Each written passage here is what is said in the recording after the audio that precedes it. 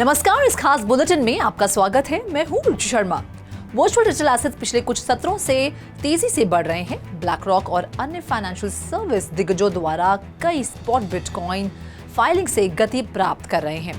हालांकि पिछले 24 घंटों में फायर पावर कमजोर होती दिख रही है, क्योंकि इन्वेस्टर्स को इस फैक्ट का एहसास हुआ है कि किसी भी SEC की मंजूरी में कई महीने या शायद अधिक समय लग गया है और मैक्रो इकोनॉमिक इंडिकेटर्स अनिश्चित बने हुए हैं।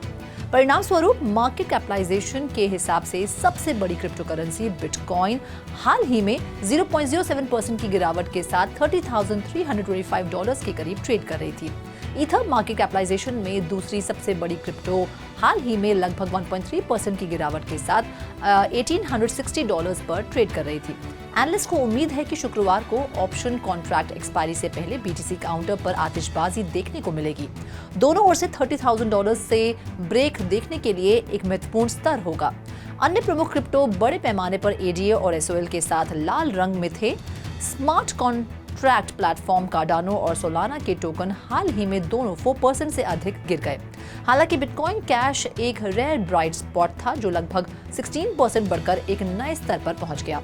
BCH, जो ओरिजिनल बिटकॉइन ब्लॉकचेन से बना है, ने institutional backed crypto exchange EDX markets पर लिस्टेड 4 क्रिप्टो करेंसी में से एक होने के बाद हफ्ते में अपनी रैली को 100% से अधिक तक बढ़ा दिया। इस बीच पिछले 24 घंटों में ग्लोबल क्रिप्टो मार्केट कैप 1.09% गिरकर $1.17 बिलियन हो गया, जबकि टोटल क्रिप्टो मार्केट वॉल्यूम 19.6% बढ़कर $38.36 बिलियन हो गई। DeFi की कुल मात्रा वर्तमान में $2.89 बिलियन है और सभी स्टेबल कॉइन की वॉल्यूम $35.48 बिलियन है, जो टोटल क्रिप्टो मार्केट 24 आवर्स की वॉल्यूम का क्रमशः 7.54% और 92.51% को रिप्रेजेंट करती है। बिटकॉइन का डोमिनेंस वर्तमान में 50.08% है, जिसमें दिन भर में 0.21% की बढ़त दिखी है। IC15 इंडेक्स के टॉप 15 टोकन का बैरोमीटर 0.43% कम होकर 40,120 पर आ गया। दूसरी ओर US इक्विटी मार्केट्स की हफ्ते की शुरुआत खराब रही। टेक फोकस्ड नैस्डैक कंपोजिट और S&P 500 कमोबेश 1.1% और 0.4% नीचे बंद हुए। 10 वर्षीय US ट्रेजरीज और safe haven asset gold ticket में वृद्धि हुई है। 6 टेरा क्लासिक इकोसिस्टम इंजीनियर्स ने ब्लॉकचेन इकोसिस्टम के कंप्लीट रिवाइवल के लिए 6 समुराय योजना का प्रस्ताव दिया है। ये विकास तब हुआ है जब टेरा कम्युनिटी के कुछ मेंबर्स फाउंडर डो क्वॉन से बाहर निकलना चाहते हैं और ULNC इकोसिस्टम में फिर से नई शुरुआत लाना चाहते हैं। टेरा क्लासिक टेराफॉर्म लैब्स का ओरिजिनल नेटवर्क टेरा 2.0 में ट्रांजिशन होने के बजाय एक ऑटोनोमस ब्लॉकचेन के रूप में बना हुआ है, जो टेरा के डिमाइस के बाद एक अलग वर्जन के रूप में उभरा। सोमवार 26 जून तक टेरा क्लासिक पर LUNC टोकन की वर्थ वर्तमान में $580 मिलियन है। सॉलिड स्नेक और बिल्बो बैगिंस के नेतृत्व में टेरा क्लासिक इंजीनियर्स ने टेरा क्लासिक कम्युनिटी के लिए एक गवर्नेंस प्रपोजल सबमिट किया है, जिसमें 3 महीने के खर्च के लिए $116,000 की रिक्वेस्ट की गई है। प्रस्ताव में कोलंबस 5 से कोलंबस 6 में माइग्रेशन और कॉस्मोस SDK का अपग्रेड शामिल है। इसमें केपलर के वेब इंटरफेस पर टेरा क्लासिक और कॉस्मोस के लिए ब्लॉक एक्सप्लोरर मिंटस्कैन की लिस्टिंग करना भी शामिल है। वीकेंड में रशिया में तख्तापलट की कोशिश का खुलासा हुआ, इस फैक्ट के बावजूद कि इसे वीकेंड के अंत तक सुलझा लिया जाना चाहिए। इस खबर ने बहुत ध्यान आकर्षित किया। ये घटना USDT RUB करेंसी पेयर के लिए बढ़े हुए ट्रेडिंग पीरियड के दौरान हुई। इस पेयर के लिए ट्रेडिंग वॉल्यूम $8.53 मिलियन पर पहुंच गई, जो पिछले साल नवंबर में FTX मार्केट क्रैश के बाद सबसे अधिक है। आश्चर्यजनक रूप से रिपोर्ट किए गए तख्तापलट से 3 दिन पहले बुधवार 21 जून को RUB के मुकाबले बिटकॉइन ट्रेडेड वॉल्यूम में उल्लेखनीय वृद्धि हुई थी। ये बढ़कर $2.21 मिलियन हो गया, जो मार्च में SVB मार्केट क्रैश के बाद सबसे अधिक है। ये जियोपॉलिटिकल इवेंट से जुड़ी ट्रेडिंग एक्टिविटी में वृद्धि को दर्शाता है। नियर फाउंडेशन नियर प्रोटोकॉल के इकोसिस्टम डेवलपमेंट के पीछे नॉन प्रॉफिट संस्था ने एशिया और मिडिल ईस्ट में Web3 के विकास में तेजी लाने के लिए कंप्यूटिंग और स्टोरेज के लिए Chinese tech giant arm Alibaba cloud के साथ सहयोग की घोषणा की है। कंपनी ने कॉइनडेक्स के साथ बातचीत में कहा कि पार्टनरशिप नियर फाउंडेशन को नियर प्रोटोकॉल पर निर्माण करने के लिए अधिक डेवलपर्स को आकर्षित करने के लिए एशिया और मिडिल ईस्ट में अलीबाबा क्लाउड के डेवलपर इकोसिस्टम तक पहुंच प्रदान करती है। जो डेवलपर्स नए नियर वैलिडेटर्स लॉन्च करना चाहते हैं वे एक सर्विस के रूप में अलीबाबा क्लाउड के प्लग एंड प्ले इंफ्रास्ट्रक्चर के साथ ऐसा करने में सक्षम होंगे। लाइटनिंग नेटवर्क, एक bitcoin second layer payment protocol ने नेटवर्क पर पेमेंट चैनल्स में लॉक बिटकॉइन की वॉल्यूम को बिटकॉइन कैपेसिटी में एक नया ऑल टाइम हाई पर सेट किया है। द ब्लॉक के डेटा डैशबोर्ड के अनुसार 5630 BTC की रिकॉर्ड कैपेसिटी शनिवार को पहुंच गई, जो 18 अप्रैल को निर्धारित 5620 BTC के पिछले पीक को तोड़ रही है। अमेरिकी डॉलर में नेटवर्क की कैपेसिटी भी पहली बार $172 मिलियन से अधिक हो गई। पिछले साल के दौरान बिटकॉइन और अमेरिकी डॉलर में लाइटनिंग नेटवर्क की क्षमता में क्रमशः 42% और 105% की वृद्धि हुई है, क्योंकि अडॉप्शन में वृद्धि हुई है। लाइटनिंग नेटवर्क बिटकॉइन ब्लॉकचेन पर एक बाय डायरेक्शनल पेमेंट चैनल है जो फास्ट और कॉस्ट इफेक्टिव माइक्रो पेमेंट्स को सक्षम करता है। ये बिटकॉइन के मिनट से स्लो ट्रांजैक्शन स्पीड्स और हाई फीस का समाधान प्रदान करता है।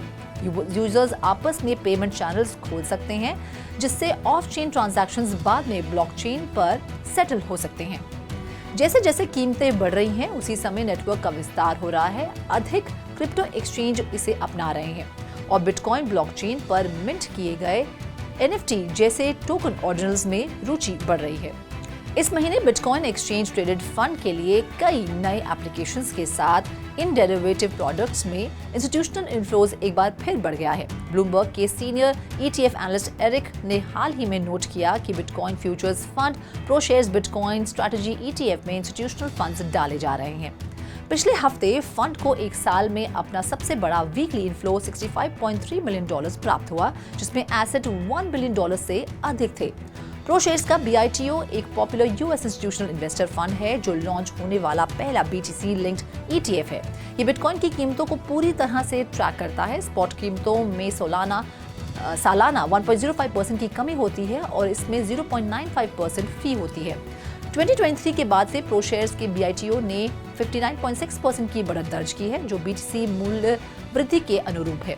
जब से ब्लैकरॉक ने 15 जून को अपने खुद के बिटकॉइन ETF के लिए फाइल किया है, बिटकॉइन डेरिवेटिव प्रोडक्ट्स में रुचि बढ़ गई है। ब्राजीलियन स्टेट का Rio Grande do Sul hospital cryptocurrency payment स्वीकार करने वाला देश का पहला हॉस्पिटल बन गया है। Brazilian news site live coins के अनुसार जिस अस्पताल की बात हो रही है वे रोलांड हॉस्पिटल फाउंडेशन है, जो रोलांड म्युनिसिपैलिटी का एक बड़ा जनरल हॉस्पिटल है।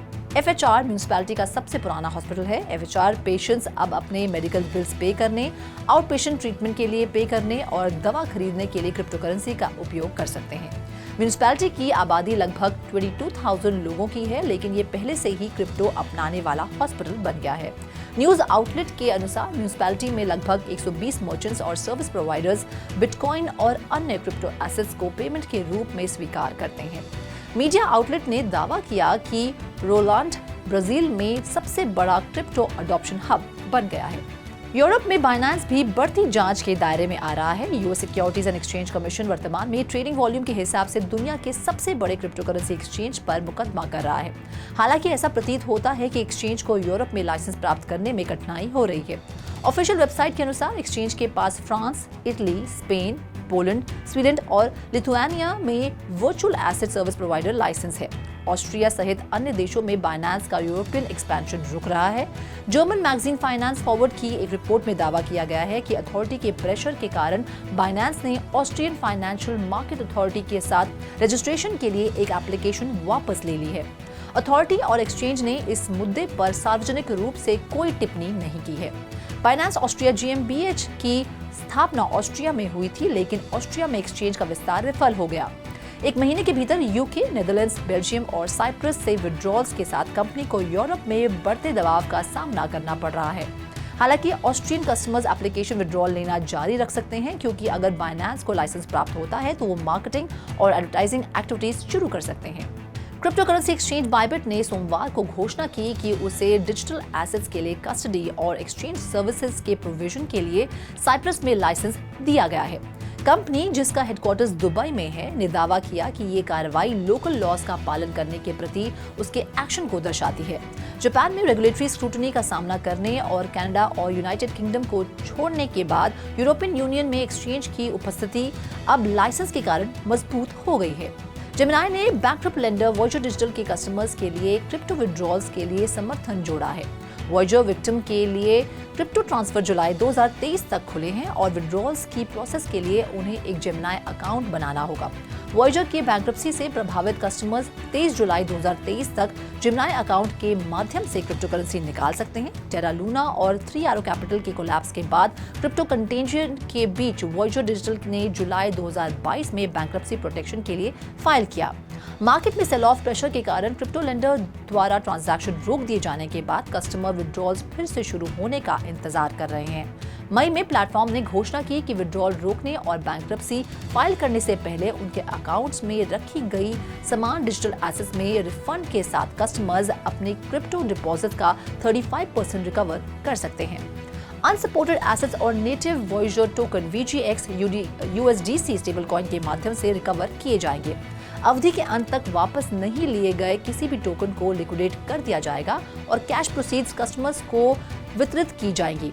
जेमिनाई यूजर्स को सलाह दी गई है कि वे अनसपोर्टेड टोकन्स वापस लेने से बचें और पुष्टि करें कि वे सिर्फ समर्थित टोकन ट्रांसफर कर रहे हैं। जेमिनाई अकाउंट्स में भेजे गए अनसपोर्टेड टोकन्स लॉस्ट हो सकते हैं और रिकवर नहीं किए जा सकते हैं और अनसपोर्टेड नेटवर्क्स पर टोकन भेजने से पूर्ण फंड लूज हो सकता है।